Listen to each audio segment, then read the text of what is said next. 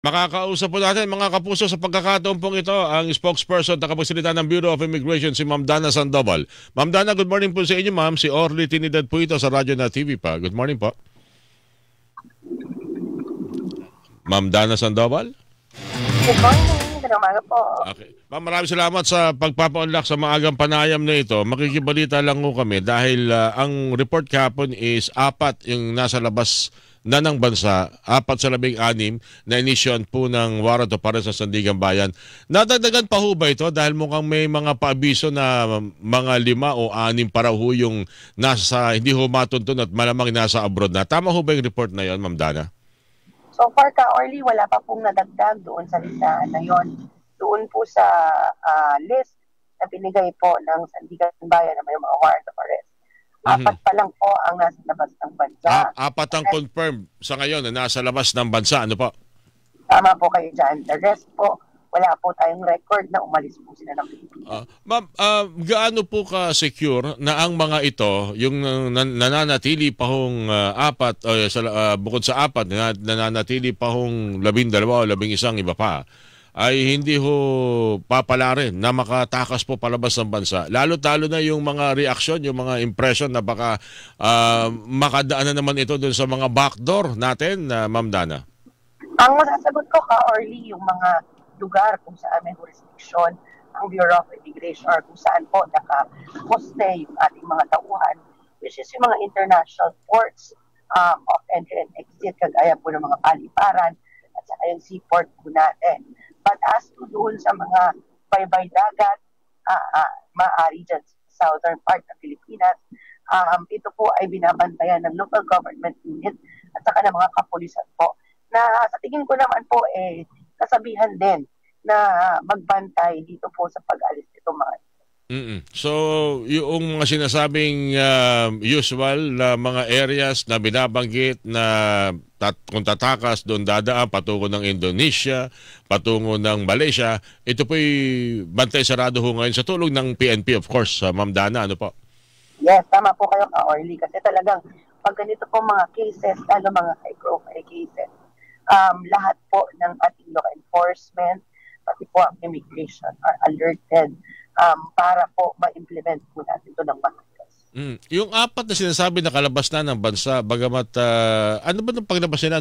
Ano ba ang sitwasyon? Sila hube may ilbo o may kautosan na manmanan yung kanilang aktibidad kung lalabas ng bansa, Ma'am Dana?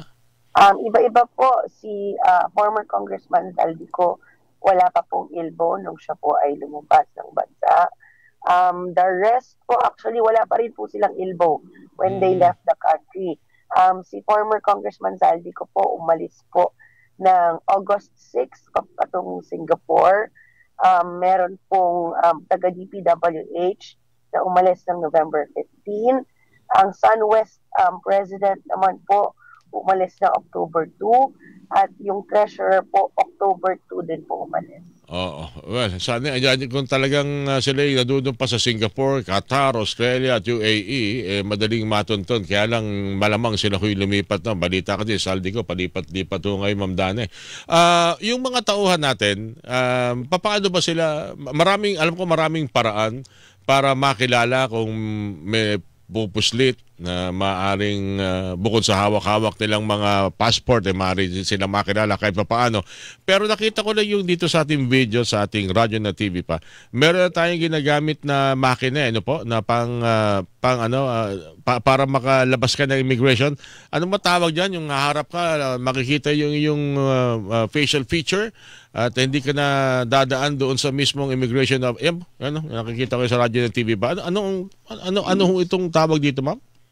May mga bago po tayo that are set for use, yung ating mga bagong electronic gates, which were procured po by the NNIC. Yes, the e-gates po na procure po ng NNIC para po sa NAIA.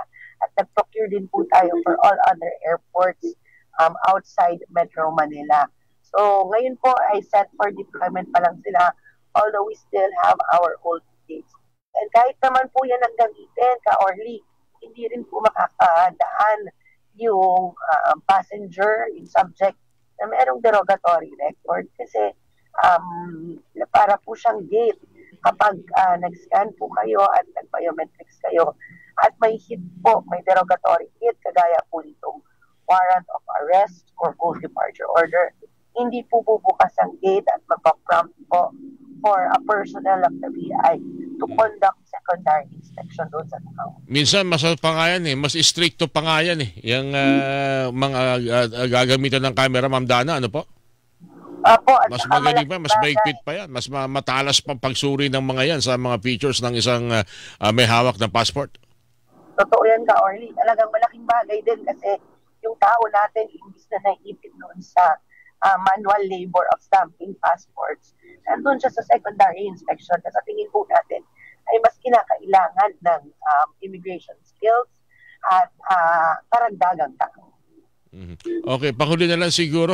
Marami pa sana akong gustong itanong, pero yung iba kasi rito talagang hindi na sa Bureau of Immigration sa DFA yung tungkol sa pagkansela ng mga passport nitong mga ito na automatic may warrant of arrest. At meron naman tayong coordination ng Bureau of Immigration sa ilang mga lugar. Na una ay yung pinuntahan nitong apat na nasa labas ng bansa, including Saldico. Ma'am Dana, ano po? Opo, yung law enforcement po natin kapag ganito po na may warrant of arrest at nasa labas po ng bansa, maaari pong iba to ng ating law enforcement agencies sa Interpol. And from what I heard po through the grapevine, mukhang yun na po ang magiging direksyon ng ating law enforcement is to forward the documentation to Interpol para matulungan po tayong i-locate at arrestuin po itong mga wanted na suspect. Kasi ngayon, lumalabas po if they're outside the country and cannot be reached, ay mga pugante na po sila. Alright. Ma'am Dana, siguro bigyan nyo ng sa susunod pa pagkakataon, gusto kong talakayan yung mga e-gates natin, lalo-lalo na ngayon pong papasok. Malapit lang ang buwan ng Disyembre hanggang Enero na isa ho sa mga napaka-busy na buwan sa ating po mga paliparan. At syempre, ibig sabihin, napaka-busy rin para sa Bureau of Immigration. Although, iniiwasan natin yung mangyari ng mga nakarang mga panahon na napakahaba ng pila sa Bureau, sa Immigration sa bawat airport na parang yun ang kalbaryo ng ilang mga biyahero. Mapaghandaan lang po kung maaari. Ma'am Dana, thank you po sa inyo. Salamat po and magandang umaga. Ma'am Dana Sandoval po, spokesperson ng Bureau of Immigration, ng inyo pong napakinggan, mga kapuso.